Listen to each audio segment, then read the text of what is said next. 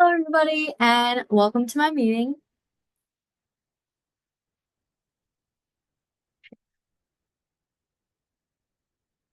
Hello, everybody, and welcome to my meeting. Today, we're going to be talking about nutrition for college-age athletes. My name is Shiloh Idem, and I'm from Florida. I am a health and wellness major with minors in psychology and nutrition, and a second semester sophomore. I love the beach, all things nutrition, and the gym, and I play volleyball on the NCAA team for SUNY Oswego. The nutrition concerns for college athletes are plentiful and bountiful in amount and in everything that they do. But today we're just going to talk about helping college athletes understand the need for proper nutrition and how they can get proper nutrition. Despite having a million different dietitians on campuses and colleges and universities, there are so many issues with risks with nutrition related diseases for athletes or issues. These include inadequate micronutrition, which are issues with getting our vitamins and minerals, inadequate macronutrition, which are issues with getting our proteins, fats, carbohydrates, and excessive macronutrition, which is where the body has too much of fats, carbs, or proteins and has issues using them. All of these issues could be resolved if even the athletes had half of the nutrition evidence that the dietitians had. The target population today is going to be college-aged athletes in the USA. And I chose this because as an athlete, I've noticed how many people really don't know about their nutrition overall, but especially how many athletes. It's so important because this knowledge can affect how your performance is and whether or not you really get that starting position or not. The disparity versus the athletes is just that so many people look at, okay, all we need is 2,000 calories a day, no big deal. But the National Institute of Health says that most athletes need way more than that to account for energy expenditure because they expend way more energy, they do way more, and even said that female volleyball players may need up to 2,800 calories a day, plus or minus 390. So there's a big gap there as to where, as the image states, women and men only need 2,000 to 2,500 calories, whereas if you're an athlete, that could differ by almost 1,000. Some more information on nutrition has already been mentioned, but here is a better food pyramid for athletes. I'm sure everybody has seen the MyPlate, but the MyPlate isn't always as accurate, and we're going to talk about that a little bit later. So some helpful methods going on, starting with SUNY Oswego and moving into several colleges and universities across the US. SUNY Oswego does an athletics cook-off where we are taught by our dietitian on campus different things about how to eat and how to go about regulating our meals and our nutrition. And we then cook a meal and then have to explain why that meal is important, how it gives us the proper nutrients, and I really think this is so important because it gives us so much knowledge and insight into the world of nutrition. Other helpful methods going on worldwide and USA wide are that there has been an implementation of certified specialists in sports dietetics, where these registered dietitians know more and have specifications in sports, not just in simple regular nutrition. The more helpful methods are these things called microfluidics. We're going to talk a lot about these today, but these are basically tiny sensors that go into a patch on your arm or on your leg or wherever you feel that you need it. And these patches help regulate and help understand the body. Other things that have been done are the Sub 2 Marathon Project, which focused on the development of an ingredient in sports drinks to prevent the need for blood doping in marathon runners and bike athletes, things like that. And then also live performance feedback, which are in smartwatch apps.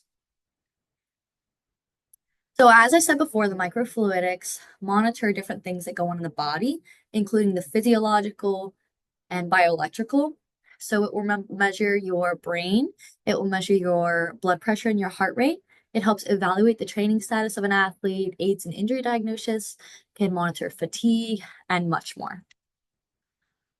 More information on the fluidic patch is that it's so thin and so flexible and so durable that it can last all day and for extended periods of time, as well as help you understand so much about your health and how your nutrition plays into that and help you understand your performance. As an athlete, this patch could be revolutionary. With the microfluidics, everything we review, we always review it in the 8 dimensions of wellness for health. So for physical, it provides the athlete real-time information to enhance their knowledge of what's going on in their body at the time and how they can impact that. Emotional, it can reduce your stress by helping you understand what's really going on in your body to help you know how to fix anything that's going wrong. Intellectual, the knowledge that you gain will be so astronomical and so exceptional that you will keep it for life, and it will help you in future children or future coaching. Social, it allows you to network with your dietitians and your athletic trainers to facilitate proper care to help you create a better environment for your body as an athlete.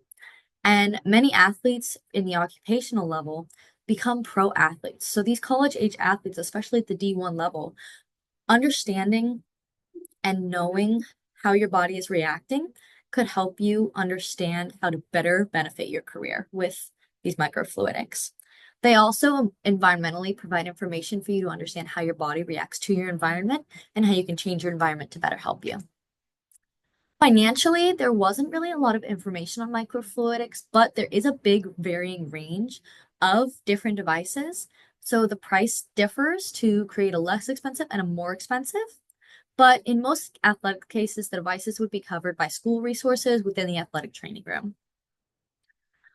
Steps to help the athletes understand the use and whether or not it's working or it's helping could be surveys, polls, or dietitian visits to see if any nutrition changes has helped and if the information is really as quality as we think it'll be. Compliments of other review technologies. So first I'm going to show you a YouTube video about a PSA that I did just for SUNY Oswego students to show them how to better. So here's our video. Good morning, everybody, and welcome to TED Talk with CJ. Here in Oswego today, we are worried about the health nutrition of athletes. So, while there isn't a lot of telemedicine developed, there is a nutritionist and dietitian on campus, and there is one that is specifically geared toward athletics. He is an insane resource, and I think that bi-weekly or even tri-weekly, maybe even weekly appointments with her via telehealth or in person are extremely important. I get your schedule's busy on an athlete too, but you need to take care of your body so you can perform like the highest level possible. So everybody, please go see our new dietitian Colton. Please go give her some love and give your body some love. Let yourself be able to work out better. Let yourself be able to get stronger. And here's a pro tip. If you're trying to beat somebody out for their position on your sports team or whatever it may be, even though it's gonna help you. Anyway, have a great day, guys. Thanks for. As you can see, that was just our little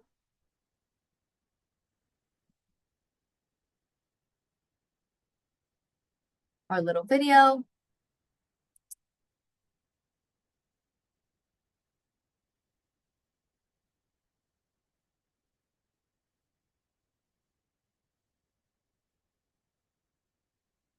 That was just our little PSA. Now I'm going to show you my Google site. This site was used just to show people, this part is about who I am. This site was also used to show people more about nutrition. So this is my family and this is me. This is just a statement about why I focus on nutrition for athletes. What's really important here is the vision and the mission. So the vision, pardon me, is to create a culture full of healthy athletes who, with the help of coaches and other personnel, take proper care of their nutrition and wellness. This is so important because, like I said in the PSA and like I said earlier, what you're doing performance-wise and what you're putting into your body are cohesive and they're interconnected. You need to fuel your body well if you ever want that starting position, if you want to be that person out who's close. Some other things I did within this are I reviewed an article about how athletes can get proper nutrition. Even though it's really hard on campus, it's hard with the dining halls and everything like that, it is possible. Other technologies that I used were Twitter and YouTube. Both I used because they connect with young people so well and young people use them so prevalently. So the college age that we have now because of Gen Z are so intertwined with social media and these two platforms where they will see the information, they will grow, and they will grow in their knowledge. I also did the public service announcement. This is the video I showed you guys today. And I have a small blog, and this is just a little play on a show on Disney Channel. Moving back to our PowerPoint, this is about how I use the other sites for Twitter or X and YouTube. My knowledge in this class has changed so greatly, where I learned about AI in medicine, developments in technology for nutrition, and so many other things that will impact my career. Most interesting topic in this class was definitely the healthcare and hospitals with AI.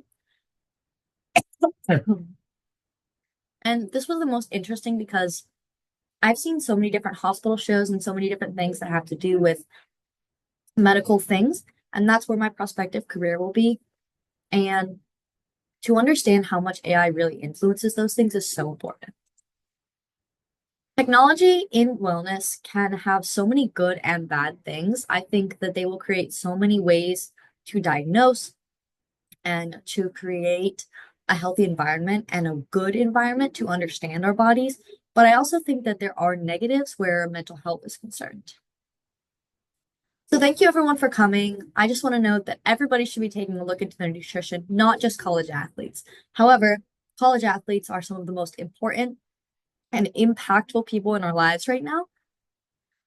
If they're showing people that proper nutrition is important, everyone will want their nutrition to be important.